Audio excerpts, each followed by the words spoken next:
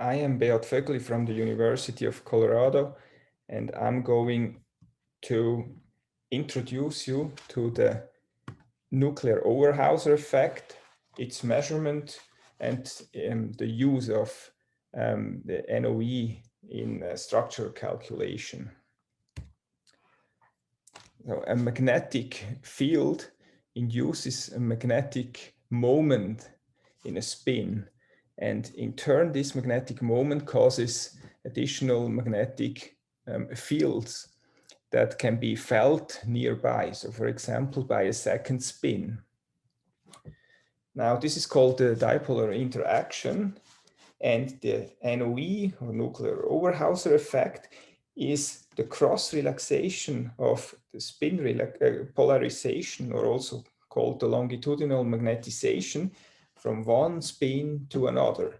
And because the amplitude of this interaction depends on the proximity in space of the two spins, the NOE can be used to for distance measurement.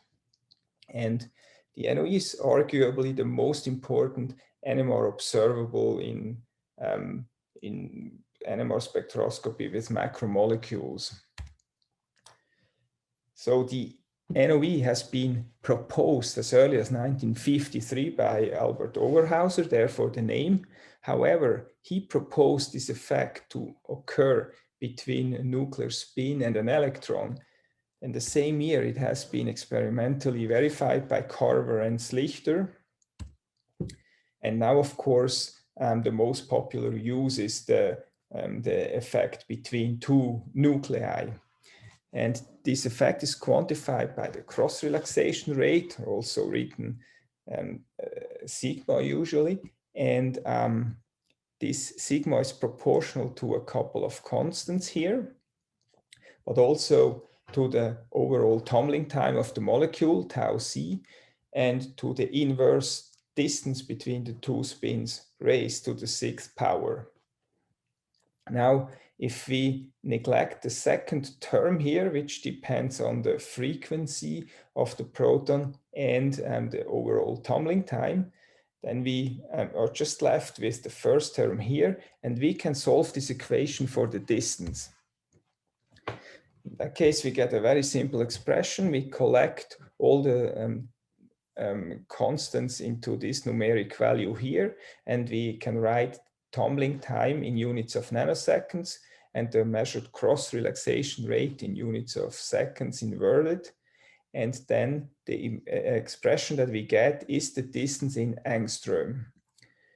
We usually write the distance as an effective distance because the measurement occurs over time and on multiple copies of the molecule that are, which are dynamic. Therefore, the measured distance is an average. How can we measure the NOE? Imagine two spin systems consisting of a spin A and a spin B. Now we can, by means of NMR spectroscopy, frequency label the magnetizations of the two spins, so frequency A and frequency B. Now, if we just frequency label a second time, you would have a second tag A here and a second tag B here. Now, if we plot these magnetizations in 2 dimensions, we would get the following. We would have a so-called diagonal peak with frequency AA and one with frequency BB. In a NOES, these are called the diagonal peaks. Now let's go back to the first frequency label. So what happens now if we let the interaction that we have described before evolve before we tag again? Okay, so we know now that the magnetization is exchanged between the two spins. And once this is completed, we can tag again. Now, of course, the magnetization that remains on A or on B still has the two identical frequency labels, still gives rise to the diagonal peaks here. But now we have two smaller magnetizations that carry either frequency AB or BA. And these magnetizations will give rise to two so-called cross peaks in a spectrum as shown here. And as the more we wait, the stronger these cross peaks get, while the diagonal peaks get weaker. Now that's exactly what we do in a so-called NOEs experiment. A very simple version is shown here, a two-dimensional version of the NOEs. And the first two-dimensional NOEs ever recorded dates back to 1980, it's shown here, recorded by Anil Kumar, who was in the group of Richard Ernst and Kurt Wüthrich at that time. Now we can formalize a bit this exchange of magnetization, and this is done by the generalized Solomon equation. So the Solomon equation can be derived by a quantum chemical approach for the spins in the system and a classical treatment of the lattice, or in other words, of the solvent. Now, neglecting all interactions except for the dipolar interactions, we arrive at this equation here. So we write down the change in time of the magnetization of each spin in the molecule. So we have the magnetization of spin 1, 2, and so on until spin n. Now, the change in time of these magnetizations first depend on the magnetizations at the specific time themselves. Therefore, we write them again as a vector over here. And in this matrix over here, we have relaxation rates. So first of all, we have auto-relaxation rates, these rows on the diagonal, which tell you that the decay of the diagonal peaks are in good approximation proportional to an exponential decay. Now, you also see the off-diagonal elements, that's the sigmas, that's the cross-relaxation rates that I described before, and you'll see that they connect two different magnetizations. For example, the case here, the 1, 2, connects the change in time of spin number 1 with the magnetization at that time of spin number 2. These are exactly the cross peaks, and we see that in good first approximation, they are actually proportional to these sigmas. Now, this equation can also be written in short form with an R. So this R is the relaxation matrix that just collects all these relaxation terms shown up here. Okay, now if you just use one single mixing time, you will get a spectrum, a single NOEs spectrum as the one shown before. And from the Solomon equation, we know now that the intensities of the cross peaks are in very rough approximation proportional to the cross relaxation rates, or the sigmas. And therefore, we can extract these rates and categorize them just into strong, medium, or weak, and can convert them into very rough upper distance limits shown here and no lower distance limit. So this may appear as not a very precise approach, but this is the conventional use of NOEs in structure calculation. And if you can extract a lot of NOEs, and this is typically the case for proteins where you get hundreds of these distances as shown here, you will be able to calculate a very precise structure from these NOEs. Now, in 1970, Bell and Saunders showed for a very small molecule that assuming this initial linear buildup of the cross peaks, that you can actually also extract distances very precisely. In these plots, they show distances that they extracted from the measured cross relaxation rates versus distances that were just previously known for this molecule. And you see there's a very high correlation. So this idea can be taken further, and we can try to get exact solutions to the generalized Solomon equations. So what we have here is the exact analytical solution for a two-spin system. That's a system where we have only two spins that interact. You see, these equations are still relatively simple, and you see the decay of the diagonal peak I shown here, and of J shown here if you have two spins I and J. This looks relatively complicated, but it can be shown that this can be more or less approximated by a simple exponential decay that only depends on the auto-relaxation rate of I. And similarly, we can approximate the decay of the second diagonal peak of spin J by the auto-relaxation rate of J. Now, the cross peaks here are, as shown before,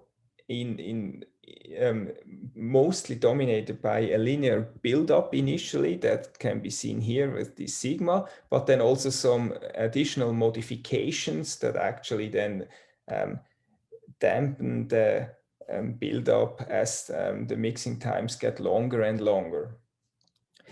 And we use this equation to exactly quantify the nuclear Overhauser effect, and we call this the eNOE for exact NOE. In order to measure them, we do not only measure one mixing time. Instead, we measure a so-called NOEs series where we follow the buildup at different mixing times and the decay also at different mixing times. And you see that the NOEs peaks are then, of course, changed accordingly. Now, as I said, we use the exact solution for a two-spin system. However, the matrix in the Solomon equation connects all the spins with each other. And this has causes this effect of spin diffusion. In simple terms, you can think of this. You have a spin I and the spin J here in yellow. And you are interested in the magnetization flow from I to J so that you can extract the cross-relaxation rate IJ. However, as you see, this river delta has also additional pathways going anywhere and actually passing through additional spins or neighboring spins. And of course, they will cause more water to end up at spin J over here than what you would expect just from the direct flow of the water or the magnetization. So we can describe these additional flows by the according sigmas from the matrix, something like this. And we will use these sigmas to correct for our incomplete description using the two-spin system. So how do we do that? Here is the eNOE protocol. As mentioned before, we measure a NOEs series. Here we have 4 different mixing times where the diagonal peaks decay as plotted here, and the cross peaks are being built up, shown here. Now, before we fit the data of the cross peaks, we use an initial estimate of the structure, estimate how much spin diffusion each NOE receives, and correct for that. So we will lower the measured intensities, and finally we'll measure these fit these corrected intensities to our two-spin solution. So using that, we can extract the cross-relaxation rates. We will do quality checks, of course. We can extract the distances from the cross-relaxation rates and calculate the structure. We can also use this structure as a new input for a better estimate of spin diffusion and can do this iteratively. We have automated this process to a large degree in a program called eNOEs.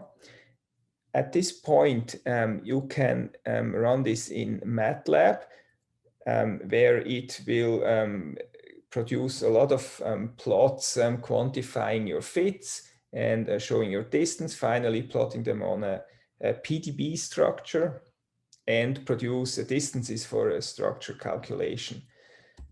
We have now also integrated this approach into the Cyana structure calculation program, where it can now also handle nucleic acids in addition to proteins. So this approach actually turned out to be very precise.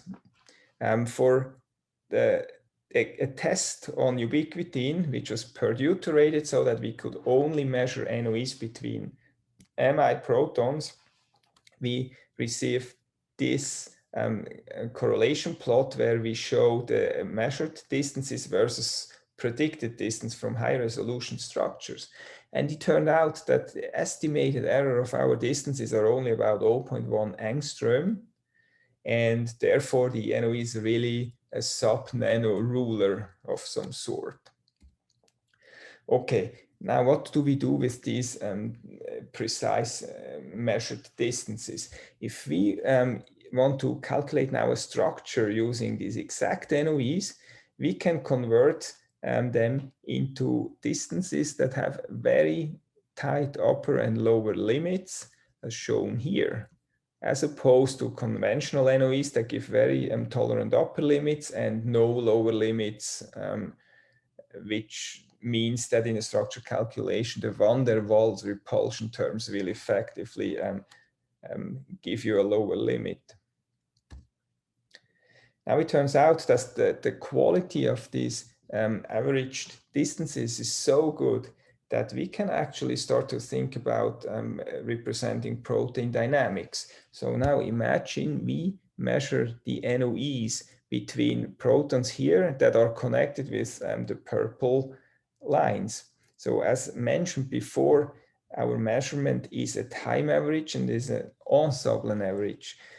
Here is a slightly modified expression for the cross-relaxation rate, the sigma, and you see it's proportional still to the distance to the 6th power, but it's also slightly modified by terms that describe the dynamics.